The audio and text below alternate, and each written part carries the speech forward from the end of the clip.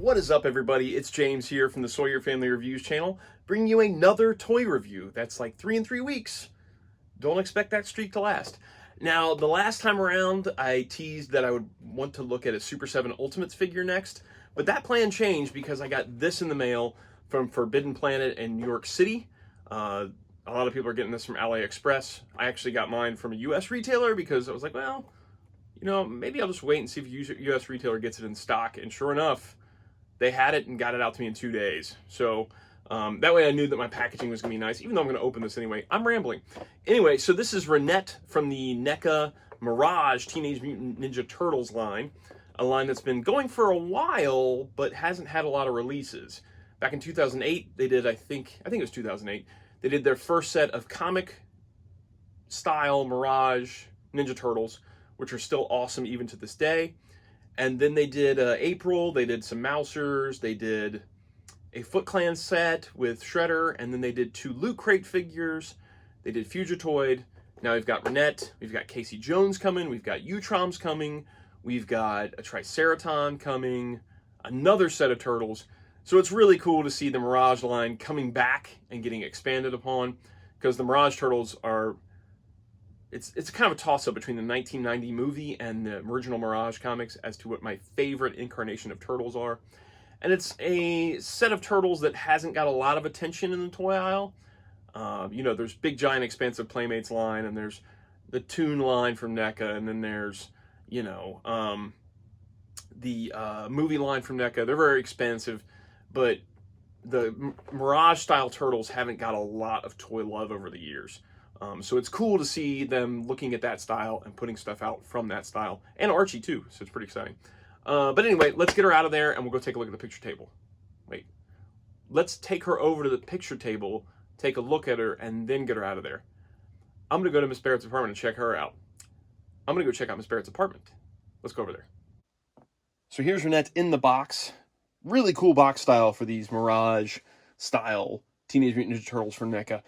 All of the art along the sides, if I'm not mistaken, is new art by Kevin Eastman. So we've got a cool shot of Renet without her helmet here, numbered 02, these little kind of comic word balloons or thought balloons or speech squares, whatever you want to call them. 02, I'm pretty sure Fugitoid was number 1.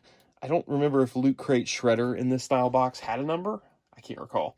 Cool shot of Renet down below with that same kind of boxed off name there. Another cool shot of Renet along the side, along with the Teenage Mutant Ninja Turtles comic style logo emblazoned on each panel and along the top. There's a nice window area, so the window extends along the side here, stops here, but it's cool. You get this good shot of the figure and a lot of the accessories and stuff without having that Ultimate style panel box. I really prefer these to the Ultimates boxes because I think a lot of times those front panels, they don't give you a clue as to what the figure is. I don't even see how some of those, like Back to the Futures, sell on the shelf, because they have like a front panel that has nothing to do with the figure. It's just not enticing. To me, this is enticing. It's a cool shot of the figure. Well done packaging.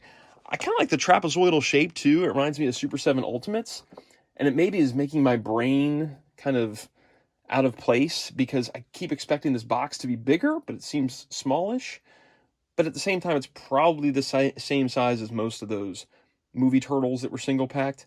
It's just I'm thinking of Super 7 style boxes now, and it's making me think this is small. On the back of the box, we've got some cool shots of the Renet figure. It says Meanwhile and To Be Continued down below. And then we've got a Utrom here, Casey Jones, and Fugitoid, just showing you other figures that are going to be in a line. But continuing on with that comic-style motif. Not saying, here's the figures that are coming to be continued, and showing future characters, or in the case of Fugitoid, a character that's already been released. Something else about the packaging too, I've already opened the top because I wanted to show you guys this inside panel. This inside panel is really cool. I can see a lot of people taking these panels out and sitting them behind, like the turtles. I got a loose turtle actually right over here, but putting those behind the figures for display. I mean, you've got these cutouts, which is kind of a bummer, but you could make it so these are flapped out and kind of overlapping with each other. But it's kind of just a cool display stand area. That thing's neat. Cool back panel on the packaging there. Enough about the packaging, though. Let's get to the figure. All right, we've got Renet out of the box. Let's talk about her accessories and such first. As I said in my last review, I don't really care about extra hands all that much. It's not a huge... Oh, I just knocked them all out. All right, well, let's just knock them out then, if you're going to be that way. So the figure is equipped with open hands when you get her in the box. You also get a set of fisted hands. Sorry if these are so tiny you can't even see them. And then we've got a set of gripping hands, which are good for some of the accessories she comes with. We're not going to worry about that right now, though. Other accessories included are, let's see here, we've got a little scroll that's well painted. That's pretty cool. I love the paint jobs on these comic style figures with the large, thick black lines to look like inked lines in a comic. And then we've got a little dagger. Again, very clean paint apps. Very well detailed for something that small with that nice comic style paint job. Then we've got the most important accessory of all, the time scepter that she steals from Lord Simultaneous. This is really cool. It looks just like it does in the comic, where it's got the hourglass and this demonic claw hand thing gripping it. And then another pommel. They call that a pommel, I think, at the other end. So, very cool. And then we've got the head of Lord Simultaneous. And this is cast in sort of a pinkish clear plastic with like a screaming look in his face, painted yellow eyes. It does have a hole inside for putting it on something, but it doesn't come with anything to put it on. Like a base with a post would have been really nice. I'm probably going to use one of those Neca headstands for it, but even then, it should be kind of more up along her level. But it is cool that it came with this in general. That's cool. Because a lot of time in the comic where she first appears, which I think was Ninja Turtles #8, Lord Simultaneous is like a head that's floating and yelling at her to do her chores and stuff. And then we've got a couple of different head options that involve the other accessories. So she comes with this head on, and the helmet is just sitting on there. It just sits on there. And in the comic, she has a few different looks. That first appearance she does, she has the helmet on, and then sometimes she takes the helmet off, and she's just got this look on. I haven't popped this head off, so I don't know how difficult it's going to be. There, that's not so bad. So pop this head off, and then she comes with this little red plastic piece, which is supposed to be like her hood down, like she's removed her hood. You pop that piece on, and then pop the other head on. If it'll go on without much fight. It doesn't feel like it wants to go on without being heated up. But you get kind of the idea. I'm not putting it on there all the way because it feels like it's a little bit tight to put it on there. But you can pull off 3 looks of Renet with this figure. Either the helmet off and the hood off with the hood down, hair out, or you can do the hooded look without the hat on, crown, whatever you would call it, or with the crown on. I think I said 3. Did I say 3? I don't know if I said 3, but maybe I said 3. Okay, so the figure itself, let's go over the articulation, and we're going to talk about the paint job and this cape a little bit. I'm going to keep that helmet off for now. So she's got ankle articulation that moves front to back and also has a rocker on it. It's a good amount of movement there. It looks like these should be swivels at the tops of the boots, but I can't get them to move, so I guess they aren't swivels. Then she's got a double knee joint. It can go all the way back to there. She's got a swivel at the top of the hip where it inserts into that articulation joint that Neca uses sometimes. You see it inside there? So it's got rotation there, and then it's also a ball joint there. So there's a really good amount of movement in that upper thigh. And it's well hidden because it's this rubbery skirt, or this rubbery underwear piece kind of goes over the hips there, and you can swing them in so you don't even see the joint. And she's got a mid-torso joint. I think it's just the one. Yeah, I don't think there's waist articulation. So she's got a mid-torso joint, and it moves around a bit. She's got all these little clocks all over her outfit, and they're sculpted.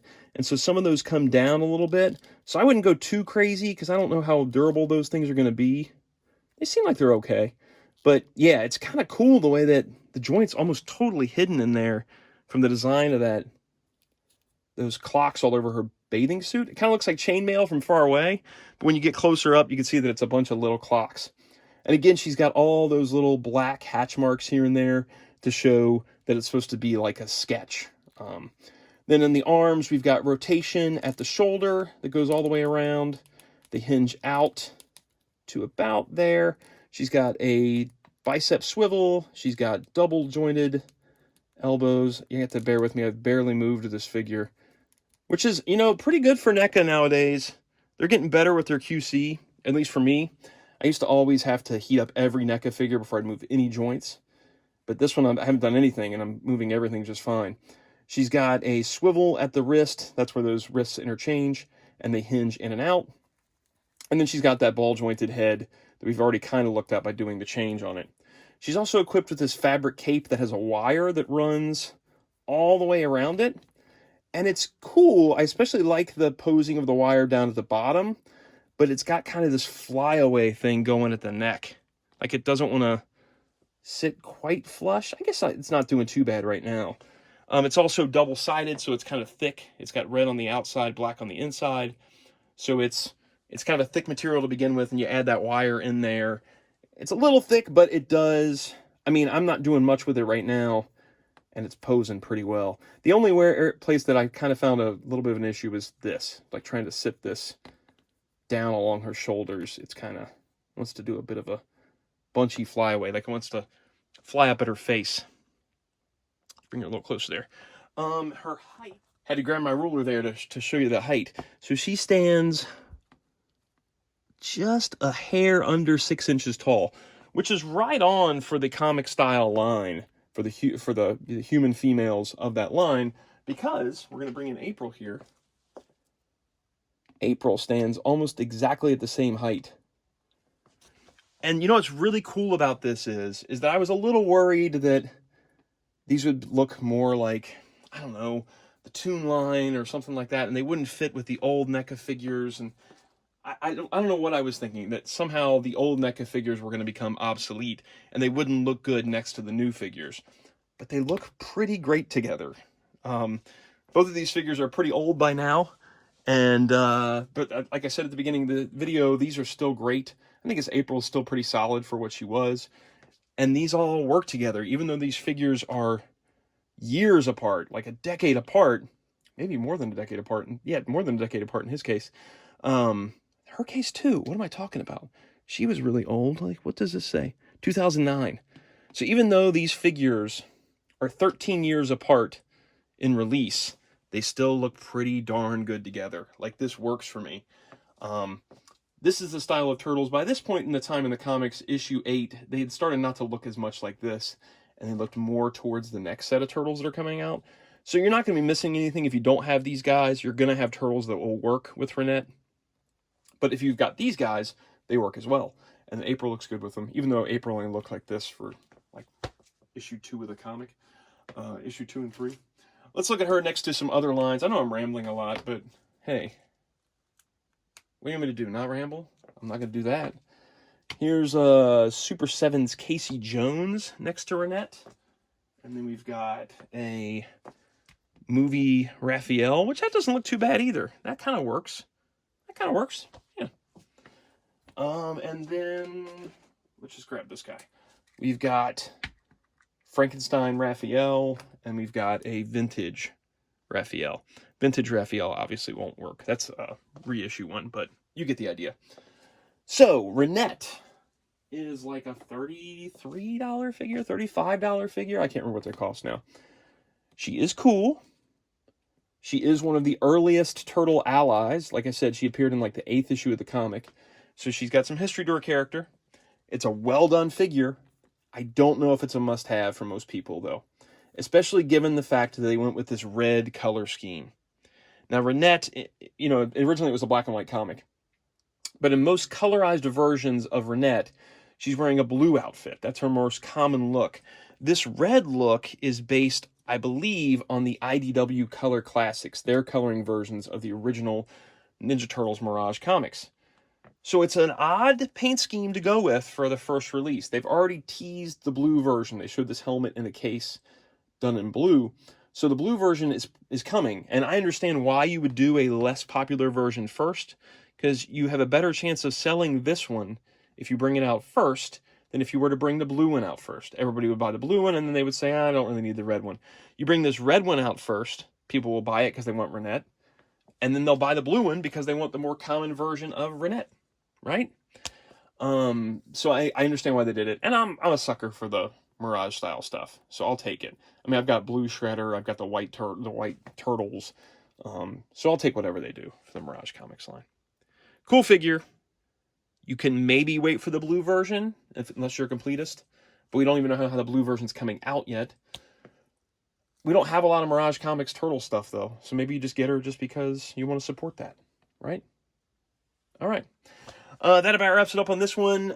Next time around, I am going to try and do an Ultimates figure, I think. I really am going to try next time. If you enjoy the videos, like, subscribe, notify. Leave a comment down below as to what you want to see in the Mirage Comics Turtles line. I love reading comments down below, so let me know what you would like to see next in the Mirage Comics NECA Turtle line. And I'll see you guys next time. Bye.